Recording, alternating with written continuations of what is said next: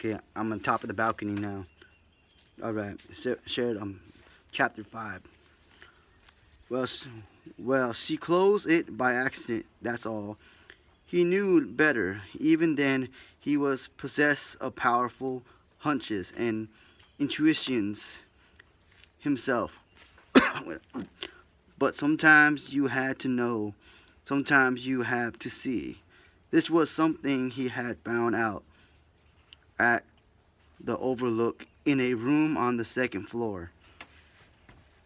Reaching with an arm that seemed too long, too stretchy, too boneless, he turned the knob and opened the door.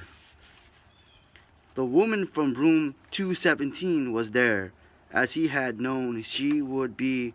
She was sitting naked on the toilet, with her legs spread and her pallid thighs bulging. Her greenish breasts hung down like deflated balloons.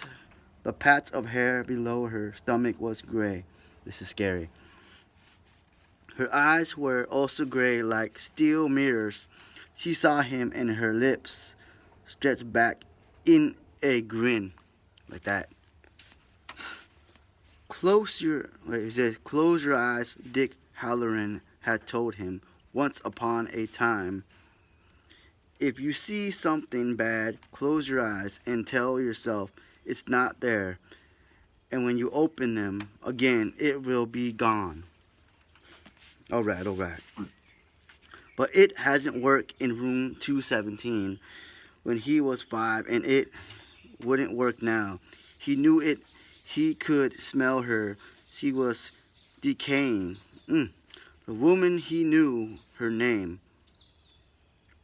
It was Mrs. Massey. Lumbered to her purple feet, holding out her hands to him. The flesh on her arms hung down, almost dripping. She was smiling the way you do when you see an old friend, or perhaps something good to eat. With an expression that could have been mistaken for calmness, Danny closed the door softly and stepped back. He watched as the knob turned right, left, right again, then still. He was 8 now and capable of at least some rational thought, even in his horror, partly because in a deep part of his mind he had been expecting this all through. He had always thought it would be Horace Deerant who would eventually show up, or perhaps the bartender, the one his father had called Eloyd. He supposed he should have known it would be Mrs. Massey through even before it finally happened, because of all the undead things in the Overlook. She had been the worst. The rational part of his mind told him she was just a fragment of unremembered bad dream that had followed him out of sleep. Ooh, that's scary. That was chapter 5. I hope you understand what I was reading, because I'm on top of the balcony and sometimes it's hard for me to read the vocabulary. So, this chapter 5.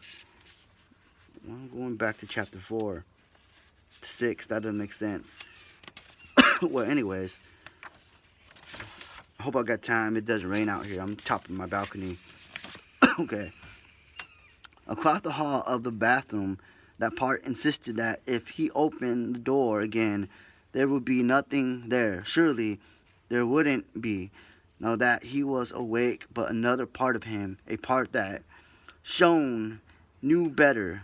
The Overlook wasn't done with him, at least. One of its vengeful spirits had followed him all the way to Florida. Once he had come upon that woman sprawled in a bathtub. She had gotten out and tried to choke him with her fishy but terribly strong fingers. if he opened the bathroom door now, she would finish the job. That's scary. Ooh. He compromised by putting his ear against the door at first. There was nothing. Then he heard a faint sound, dead fingernails, scratching on wood. Danny walked into the kitchen, unknotted their legs, stood on a chair, and peed into the sink. Then he woke his mother and told her not to go into the bathroom because there was a bad thing there. Once that was done, he went back to bed and sank deep beneath the covers. He wanted to stay there forever, only getting up to pee in the sink.